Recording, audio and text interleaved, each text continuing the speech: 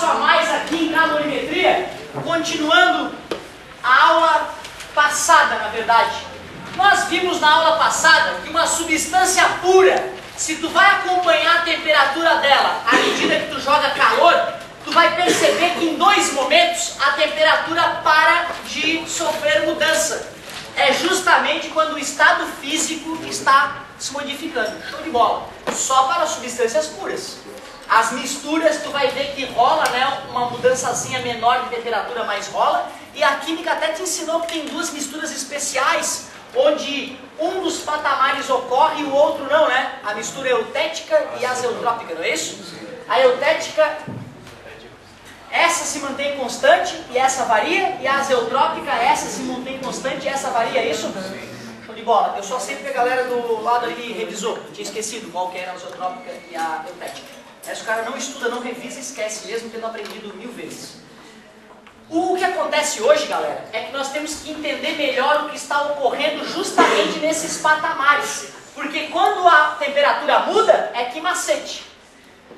Nós vamos ter que ir para o laboratório e realizar algumas experiências para entender o que está acontecendo. Vamos usar água, né? Uma substância barata e abundante por enquanto, né? Vamos usar água. E eu peguei esse cubinho de gelo. E esse cubinho de gelo está na iminência de derreter. Não derreteu nenhuma gota ainda, mas ele está quase começando a derreter, está a 0 grau. E eu botei na balança e verifiquei que a massa é 10 gramas. Olha que sorte minha, exatamente 10 gramas. Eu pego esse cubinho de gelo, boto numa máquina chamada calorímetro. O que faz o calorímetro? Mede o calor, calorímetro, mede o calor. E eu vou lá e acompanho essa água até ela chegar no estado líquido. Continua a 0 grau, ó. Eu tomo cuidado para não jogar calor em excesso. Eu tenho que estar acompanhando, minuto a minuto, essa transformação. O que o calorímetro vai me dizer, pessoal, é que para ocorrer essa transformação, ele jogou 800 calorias para esse pedaço de gelo. Esse dado, pessoal, é um dado realista, tá? É um dado que ocorreria no laboratório se nós estivéssemos lá. A pergunta é, se nós tivéssemos derretido só 5 gramas de gelo? Claro, metade da energia, 400 calorias. E se eu quisesse derreter 20 gramas de gelo? 1.600 calorias. É isso aí, parabéns, show de bola. Ou seja, a quantidade de calor para mudar o estado físico está relacionado com a massa. Quando o cientista percebeu isso no laboratório, ele fez milhares de vezes a experiência. Ele fez com 10 gramas, com 1 grama, com 1000 gramas e ainda fez um gráfico para ver se estava dando linear, certo? Nós que sabemos que isso vai acontecer, podemos ir direto para a invenção. O cara que estudou isso inventou uma coisa chamada calor específico latente. Tu vê o começo dele é bem parecido com o outro, né? Só que lá era só calor específico. Agora o nome da grandeza é calor específico latente. A gente chama basicamente de calor latente. E o L, é o L que nós vamos usar para representar esse calor latente. E como é que se pode representar esse calor latente? Calor dividido por massa. O calor que eu preciso depende da massa que eu vou usar. Então, quantidade de calor dividido pela massa é o calor específico latente da substância. Como eu estou trabalhando com água, eu posso calcular o L de fusão da água. Qual foi a quantidade de calor? 800 calorias. E a massa? 800 calorias dividido por 10 graus Celsius dá 80 calorias por grau Celsius. Quer dizer, meu querido, que cada grama de gelo que tu quer derreter, ou seja, transformar gelo a 0 em água a 0, tu tem que jogar 80 calorias, certo? Quero ver se tu lembra. E se eu quisesse congelar, qual seria o L de solidificação da água? Porra, que bonito! Se tu vai solidificar, é o contrário de fundir. Então vai ser menos 80 calorias por grau Celsius. Só muda o sinal. Para derreter eu jogo 80 calorias para cada grama, para congelar eu retiro 80 calorias para cada grama. Faz sentido. Quero ver, alguém lembra quem é o L de ebulição da água? Que bonito! 540 calorias por grama. Tu viu como dá mais trabalho evaporar, vaporizar do que congelar, do que derreter? 540 calorias por grama, né? Sai, olha só, calorias, não é isso? Olha ali, ó, grama. E o Tanso vai lá e bota calorias. Porra, nem tem variação de temperatura animal. Ô, cavalo, gramas. Perdão, gente, me perdoem. Gramas, Tanso. Vai, qual é o L de liquefação da água? Parabéns, liquefação. Liquefazer é o contrário de ebulir, né? Ou vaporizar, para ficar bonitinho, menos 540 calorias por grama. Antes de te botar para trabalhar, eu quero fazer um exemplo mais simplório. Porque a questão clássica, tu lembra, né? É transformar a água do estado até o estado gasoso. E para essa técnica funcionar, tu desenha 2 cubinhos de gelo, 2 pocinhas d'água, 2 nuvenzinhas de vapor. Que macete e mais um que macete, lembra? É a questão mais trabalhosa. Antes de fazer uma dessas, eu vou fazer um exemplo mais simples para vocês. Do sólido direto pro vapor, dá para calcular? Dá para calcular, e vai ter um calor específico latente daquela transformação, só que aí não, no caso da água, não é na pressão atmosférica. Na pressão atmosférica não existe essa possibilidade, certo? Teria que ser uma pressão bem baixa para poder ter o calor latente de sublimação da água, certo? Então, para cada pressão, tu vai ter um calor latente diferente. Tá, mas vamos supor que o seu calor latente de... Aham. Daí, no exercício, está pedindo para mim desconsiderar a pressão. Certo. Eu posso meter direto? Aí é que tá, cara, só se o problema deixa claro que a pressão não influenciaria, mas aí já seria um problema fisicamente, conceitualmente errado, certo? Porque tu transformar gelo em vapor d'água na pressão atmosférica é bem diferente de pegar gelo na Lua e transformar em vapor d'água na Lua, onde a gente não vai ter a pressão, certo? Galera, olha só, um exemplo realista de aplicação para essas fórmulas é, por exemplo, uma fábrica de gelo. Na outra aula ali, acabei de criar uma fábrica de gelo. Eu disse que o cara produzia 10 toneladas de gelo por mês. 10 toneladas de gelo por mês o cara produz, certo? E eu disse que ele colhe a água para fazer o gelo com uma temperatura inicial de 20 graus Celsius. E a minha pergunta foi, qual é a quantidade de calor que essa empresa precisa para poder fabricar essa quantidade de gelo? 10 toneladas de gelo, certo?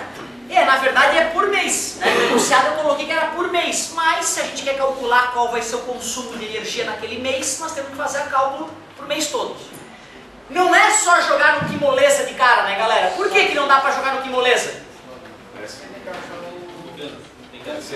Primeiro eu tenho que levar para zero. A aula que eu te dei hoje vai para transformar água a zero em gelo a zero. E não dá zero, então antes do que moleza, que macete.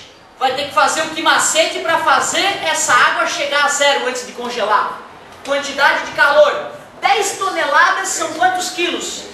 10 mil quilos são quantas gramas? Parabéns, uma tonelada, 1000 quilos. 1 quilo, 1000 gramas. Não é multiplicar por 1000 duas vezes? 10 vezes 1000, 10 mil.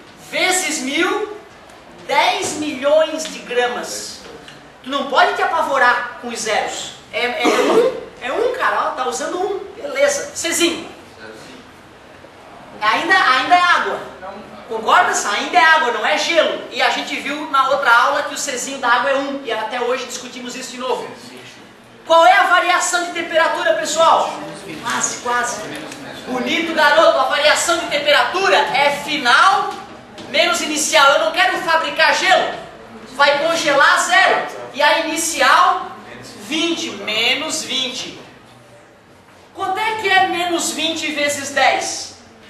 Menos 200, com 6 zeros atrás. Ô professor, peraí, tá avacalhando, peraí. 200 milhões de calorias? Claro, gente, 200 milhões de calorias, tu consome 2 milhões de calorias por dia. 200 milhões de calorias é o consumo de 10 seres humanos, né? Não tem nada demais, isso ainda que é por mês, tranquilo? Vamos lá, e agora que eu sei a energia para esfriar a água antes de congelá-la, o que está faltando? Transformar ela de água. Só falta pegar a água que está a zero e transformar em gelo, não é isso? A nossa fábrica é fábrica de gelo. Que macete ou que moleza? Essa é a parte nova, gente, ó. Olha como a parte nova é mais fácil. Por isso que chama de que moleza, né? Massa que eu quero congelar. 10 milhões. Tá faltando o quadro. 10 vezes 10 na 6, tudo bem para vocês? E o calor latente de solidificação da água? Menos 80, porque já que eu quero congelar, eu vou retirar, não é isso? Quantidade de calor vai ficar menos 80 vezes 10, menos 800. Com 6 zeros atrás, menos 800 milhões. E já que eu pedi a energia total que a fábrica vai precisar, quantidade de calor total. 200 milhões com 800 milhões dá 1 bilhão. Então, 1, 2, 3, 4, 5, 6 é bilhão. Bilhão, só que é menos, né? Por que menos, pessoal? Porque ele está retirando o calor da água para transformar em gelo. O cara olha isso e pensa, meu Deus, nunca vou ter uma fábrica de gelo. Relaxa, tu tem 1 mês para fazer isso, não é isso? Então, se eu dividir pelo número de segundos que tem 1 mês, dá até para calcular qual é a potência que o transformador lá da fábrica tem para poder receber a energia elétrica da rede, certo? O aluno nessa hora pergunta, professor, e se eu quisesse fabricar gelo seco? O que é gelo seco mesmo, galera? É gás carbônico congelado. É essa coisa que tu expele congelada. Então, primeiro a fábrica vai ter que ter uma fonte de gás carbônico. Ela vai pegar aquele gás carbônico, botar no equipamento selado, já que está em estado gasoso. Esse equipamento é um super refrigerador que vai ter que esfriar até menos 100 e poucos graus Celsius para poder ir para o estado líquido e depois congelar. Quando tu pega o gás carbônico congelado, imagina que eu fatiei um pedacinho de gás carbônico congelado e botei aqui em cima da mesa. Inicialmente pode até parecer que é gelo, mas só de olhar rapidamente tu vê aquela fumaça toda saindo, tu vai ver que não pode ser gelo, né?